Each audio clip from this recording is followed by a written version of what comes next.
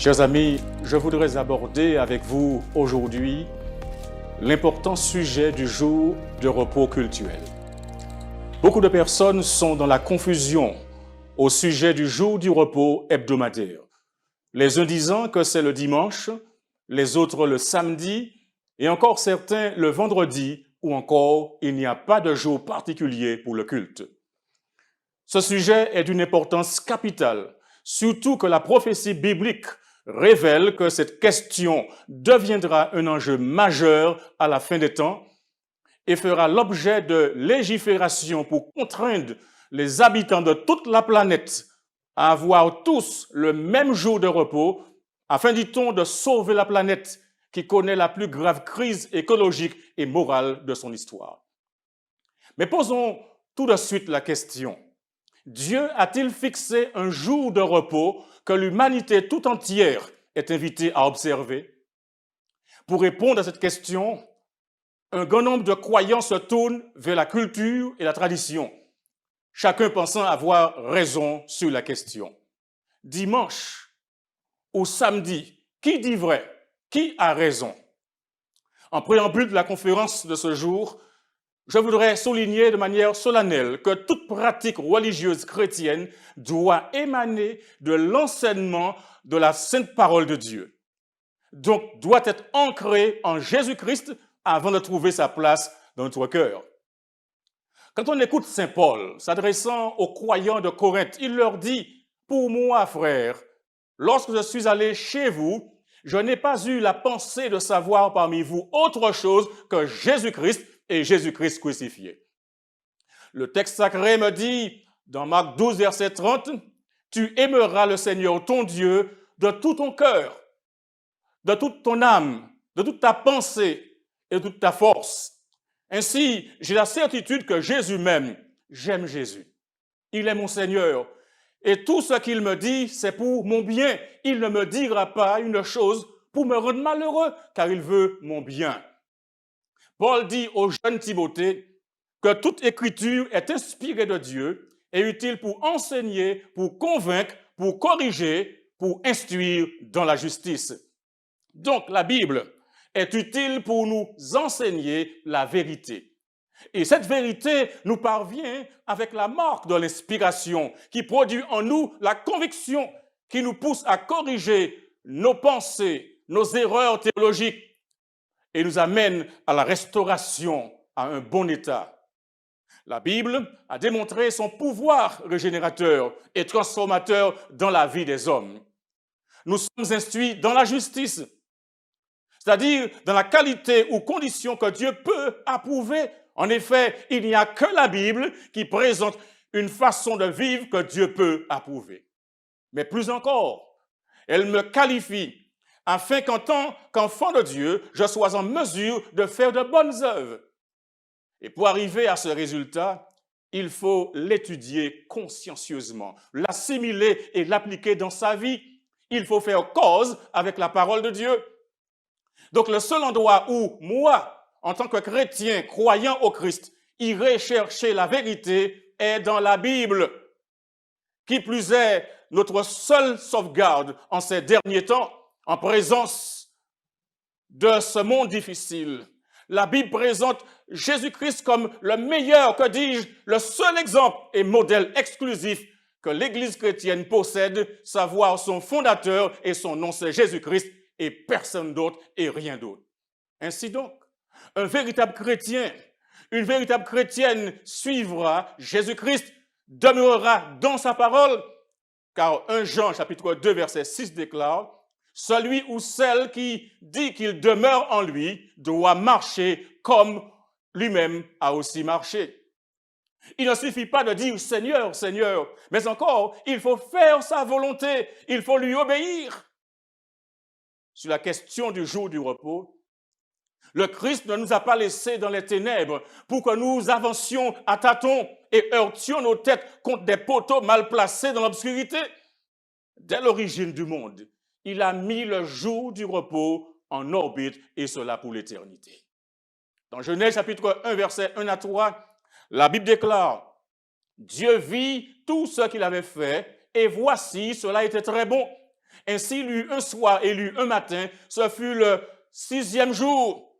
Ainsi furent achevés les cieux et la terre et toute leur armée. Dieu acheva au 7e jour son œuvre qu'il avait faite. Et il se reposa au 7e jour de toute son œuvre qu'il avait faite. Dieu bénit le 7e jour. Et il le sanctifia, parce qu'en ce jour, il se reposa de toute son œuvre qu'il avait créée en la faisant. Jésus ne s'est pas contenté de le mettre en orbite, mais il en a défini les contours. Par exemple, dans le récit de la Genèse, qui présente la création, il indique quand débute le jour. Ainsi, il y eut un soir et il y eut un matin, ce fut le 1er jour. Ainsi de suite, vous pouvez lire dans Genèse 1, verset 5, verset 8, verset 13, verset 14, verset 19, verset 23. Et cela nous mène jusqu'au 7e jour. Cette vérité, mes amis, est capitale. Ainsi donc, selon la Bible, le jour commence au coucher du soleil et non pas à minuit. Ainsi, le sabbat commence au coucher du soleil. Dieu a fait du sabbat un signe d'identification, de relation verticale et horizontale et d'appartenance de ses enfants. Dans Ézéchiel, chapitre 20, verset 12, l'Écriture déclare « Je leur donnai aussi mes sabbats comme un signe entre moi et eux pour qu'ils connaissent que je suis l'Éternel qui les sanctifie. » Peut-être diriez-vous, je ne suis pas israélite, donc le sabbat ne me concerne pas. Mais Paul nous dit, dans Romains 1, verset 16, l'Évangile est une puissance de Dieu pour le salut de quiconque, du juif premièrement, puis du grec. Le juste vivra par la foi, nous dit-il dans Romains 2, verset 29. Mais le juif, c'est celui qui l'est intérieurement. Mais le plus beau ici, c'est qu'il est dit dans Galates 3, verset 29, « Et si vous êtes à Christ, vous êtes donc la postérité d'Abraham, héritier selon la promesse. » Alléluia. À travers le sabbat, Dieu rappelle à l'humanité qu'elle fut créée libre et que toute forme d'esclavage est condamnée par lui, le Créateur qui a fait les êtres humains à son image. Dans un grand feu d'artifice, à la montagne du Sinaï, il déclare au peuple qui revenait de 430 années de servitude d'esclavage, dans Exode 20, verset 2, « Je suis l'Éternel, ton Dieu, qui t'ai fait sortir du pays d'Égypte, de la maison de servitude. Tu n'auras pas d'autre Dieu devant ma face. » Et dans Exode chapitre 20, verset 8 à 11, il lui dit, « Souviens-toi du jour du repos pour le sanctifier. Tu travailleras 6 jours et tu feras tout ton ouvrage, mais le 7e jour est le jour du repos de l'Éternel ton Dieu. Tu ne feras aucun ouvrage, ni toi, ni ton fils, ni ta fille, ni ton serviteur, ni ta servante, ni ton bétail, ni l'étranger qui est dans tes portes, car en 6 jours, l'Éternel a fait les cieux, la terre et la mer et tout ce qui est contenu, et il s'est reposé le 7e jour. C'est pourquoi l'Éternel a béni le jour du repos et l'a sanctifié, pour s'assurer que l'homme ait bien appris la leçon et ne mélange pas les jours ni les confonde. Le Christ vint en personne sur cette terre pour qu'en puissant pédagogue et modèle, il nous enseigne et fasse la démonstration vivante de l'importance de l'observation du sabbat. C'est ainsi que dans Luc, chapitre 4, verset 16, il se rendit à Nazareth, où il avait été élevé, et selon sa coutume, il entra dans la synagogue le jour du sabbat. Il se leva pour faire la lecture. Ce n'était pas une visite fortuite ou occasionnelle, car les versets de Luc 2, 39 et 41 nous apprennent que les parents de Jésus, c'est-à-dire Joseph et Marie, accomplirent tout ce qu'ordonnait la loi du Seigneur. Chose logique, les parents de Jésus étaient juifs. La Vierge Marie était juive. Elle observait le sabbat. Amen. Ainsi, Jésus a observé le sabbat du 7e jour que les Juifs observaient. Mais mesdames et messieurs, il y a plus que cela. Rappelons-nous, au commencement était la parole. Et toutes choses ont été faites par la parole. Et cette même parole a été faite chair et elle habitait parmi nous pleine de grâce et de vérité, nous dit Jean 1, verset 1 à 3 et verset 14. Jésus est donc la parole incarnée. Cette parole qui, au commencement de ce monde, a mis le sabbat en orbite et pour l'éternité. Ainsi, mesdames et messieurs, la Bible qui était au commencement et qui était avec Dieu et qui était Dieu a fait toutes choses, y compris l'homme et la femme et le sabbat. Christ a fait le sabbat au commencement. Christ, le créateur du sabbat, a dit qu'il a été fait pour l'homme. Christ est à la fois le chef de tout homme et du sabbat. Écoutez ce qu'il dit dans Marc 2, versets 27 et 28. Le sabbat a été fait pour l'homme et non l'homme pour le sabbat, de sorte que le Fils de l'homme est maître même du sabbat. Quelle citation! Et comprenez, quand il est question de l'homme, le mot grec c'est anthropos. Et anthropos littéralement signifie une personne, un terme générique qui inclut homme, femme et enfant. Et de façon plus correcte, on dira l'humanité. En effet, Dieu n'a pas créé l'homme parce qu'il avait un sabbat dont il avait besoin que quelqu'un garde. Mais Dieu, un créateur sage, voulait que l'homme puisse se développer sur le plan spirituel, sur le plan de son caractère. Ainsi, le sabbat, le 7e jour, était donc le cadeau de Dieu à l'homme. Et pour cause, quel cadeau? Un cadeau de complétude, un cadeau de repos, un cadeau de bénédiction, un cadeau de sanctification. Mais retenez bien ici, le jour du sabbat, le 7e jour, se distingue des autres jours de la semaine. En sorte que le sabbat est appelé par le Seigneur Jésus mon saint jour. Et voyez comment le prophète Ésaïe rapporte les admonestations de l'Éternel. Dans Ésaïe 58, versets 13 et 14, il est dit « Si tu retiens ton pied pendant le sabbat pour ne pas faire ta volonté en mon saint jour, si tu fais du sabbat tes délices pour sanctifier l'Éternel en le glorifiant, et si tu l'honores en ne suivant point tes voies, en ne te livrant pas à tes penchants et à de vains discours, alors tu mettras ton plaisir en l'Éternel et je te ferai monter sur les hauteurs du pays. » Et pour s'assurer que nous saisissions toute l'importance du jour du sabbat, quand Jésus vint sur terre, il réaffirma la validité de sa loi, déclarant dans Matthieu 5, verset 17, « Ne croyez pas que je sois venu pour abolir la loi ou les prophètes. Je suis venu non pour abolir, mais pour accomplir. » Amen. Mais chose encore plus extraordinaire, pour montrer l'importance du jour du sabbat, quand il vint sur la terre, le Christ respecta l'anniversaire de la terre à sa mort. Chers amis, il est clairement établi que Jésus fut crucifié le vendredi.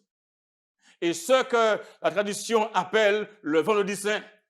Ce vendredi de la crucifixion, Marc 15, 34 déclare, à la 9e heure, Jésus s'écria d'une voix forte, « Élie, Élie, lama sabachthani », ce qui signifie « Mon Dieu, pourquoi m'as-tu abandonné ?» Quelques-uns de ceux qui étaient là, l'ayant entendu dire « Voici, il appelle Élie », et l'un d'eux courut rapidement pour remplir une éponge de vinaigre, et l'ayant fixé à un roseau, il lui donna à boire. Mais Jésus, ayant poussé un grand cri, expira. Et Jean nous dit, au chapitre 19, verset 30, quand Jésus eut pris le vinaigre, il dit, tout est accompli, et baissant la tête, il rendit l'esprit. Luc nous dit au chapitre 23, verset 54 de son livre, que ce jour où Jésus a été crucifié, c'était le jour de la préparation et le sabbat allait commencer. Jésus n'est pas resté sur la croix pendant le sabbat. La Bible nous dit dans Matthieu 27, versets 59 et 60, Joseph prit le corps, l'enveloppa d'un linceul blanc et le déposa dans un sépulcre neuf qu'il s'était fait tailler dans le roc. Luc 23, versets 55 et 56 déclare que les femmes étaient venues de la Galilée avec Jésus, accompagnèrent Joseph, virent le sépulcre et la manière dont le corps de Jésus y fut déposé, et s'en étant retournées, elles préparèrent des aromates et des parfums, puis elles se reposèrent le jour du sabbat selon la loi. Jésus n'est pas resté sur la croix pendant le sabbat. Il se reposa dans la tombe toute la journée du samedi, appelé samedi Gloria. Mais ce n'est pas fini. Mesdames et messieurs, la bonne nouvelle, c'est que le premier jour de la semaine, le dimanche matin, avant même que le soleil ne se lève, le Christ est ressuscité. Gloire à Dieu. Alléluia. En effet, le premier jour de la semaine, elles se rendirent au sépulcre de grand matin, portant les aromates qu'ils avaient préparés. Elles trouvèrent que la pierre avait été roulée de devant le sépulcre. Et là, il y avait un ange qui leur dit, ne vous épouvantez pas. Vous cherchez Jésus de Nazareth qui a été crucifié. Il est ressuscité. Il n'est point ici. Amen. Amen. Visualisons cela. Notre Seigneur a un jour. C'est l'anniversaire de la terre, le mémorial de la création. C'est un anniversaire hebdomadaire. Et cela signifie que chaque 7e jour nous rappelle que Dieu est le créateur des cieux et de la terre et de tout ce qui y est contenu.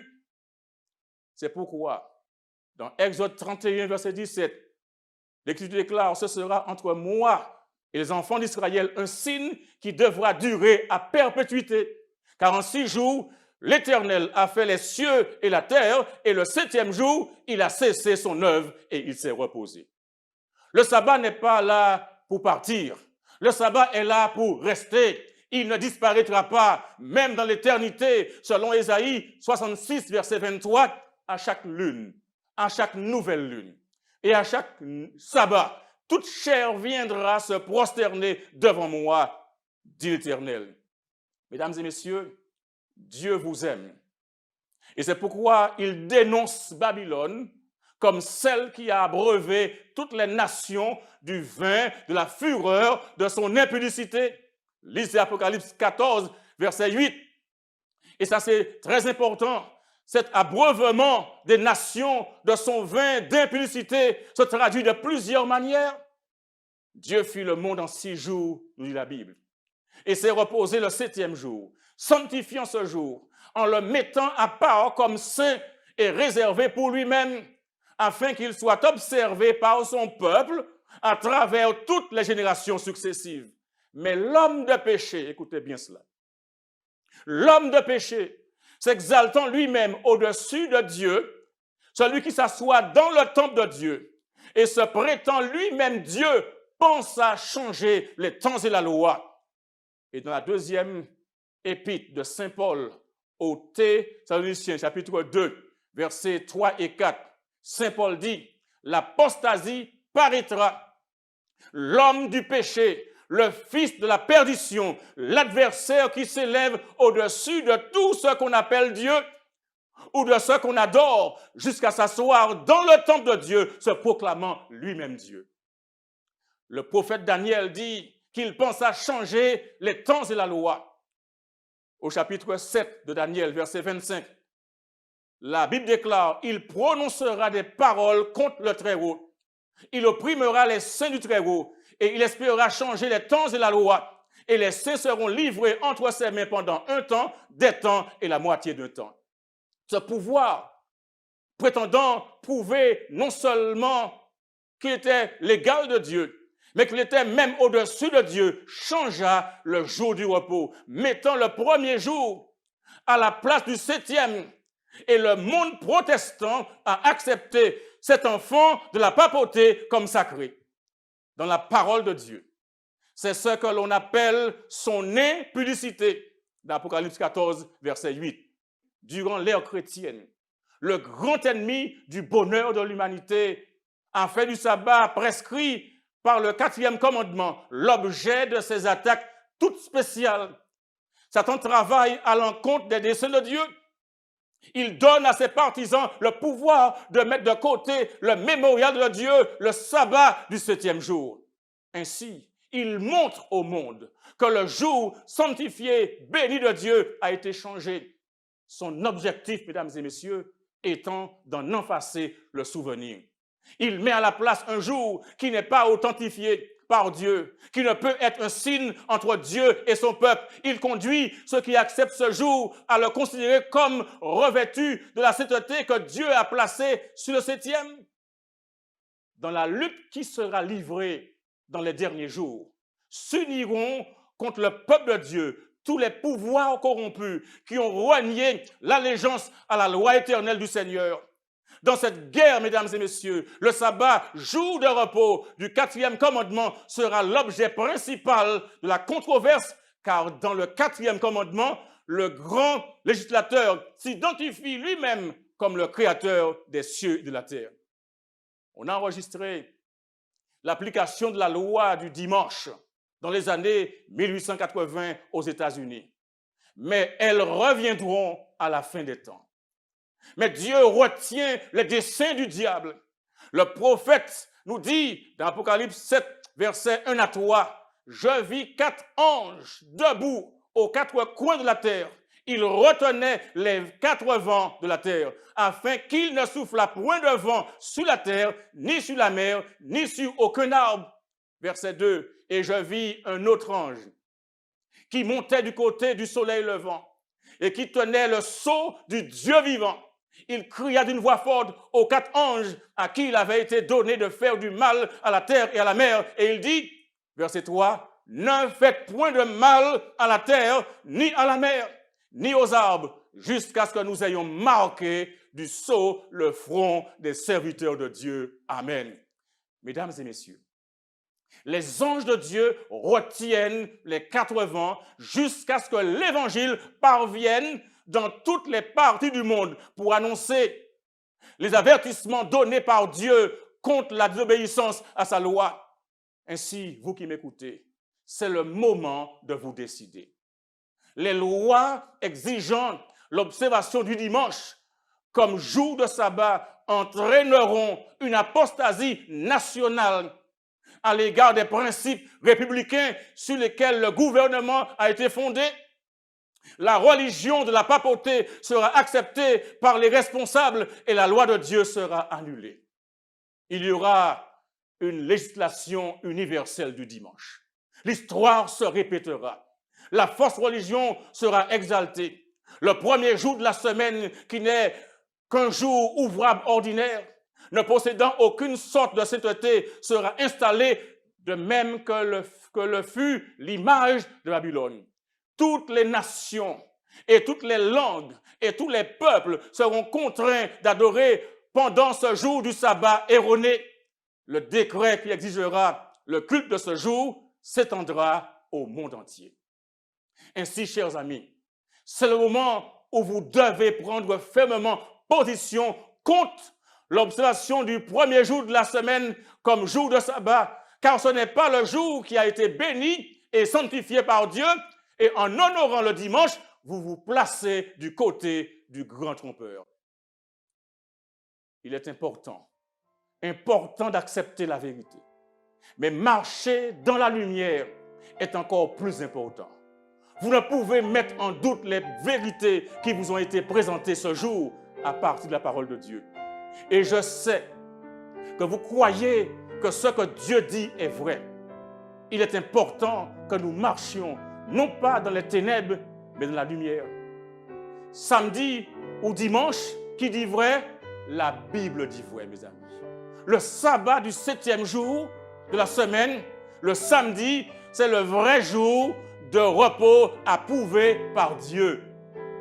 Toute autre chose est une indication, un signe de défiance à Dieu.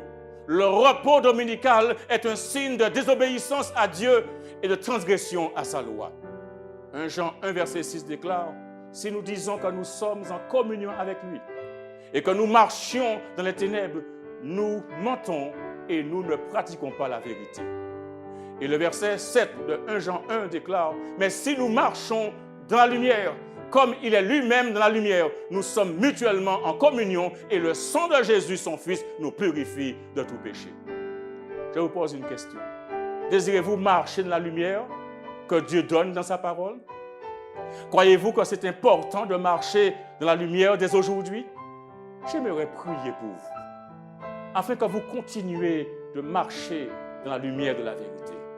Si vous le désirez, appelez ce numéro qui s'affiche à l'écran, le 0696 07 25 84, ou alors envoyez un email à ultimevent@feam.org.